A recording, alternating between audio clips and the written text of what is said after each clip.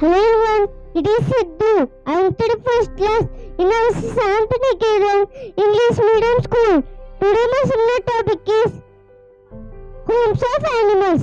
Animals also need houses to live. Let us see some of the domestic and wild animal houses. First one is lion. Lion lives in a forest. It is living a den. It eats meat.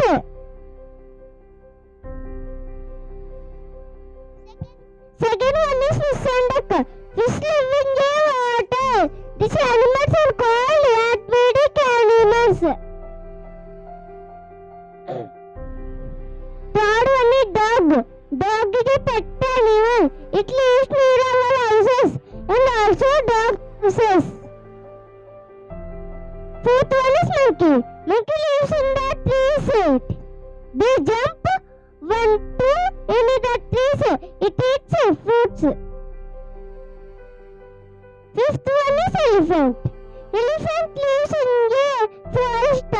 Under the trees it has a long trunk. It eats sugar cane.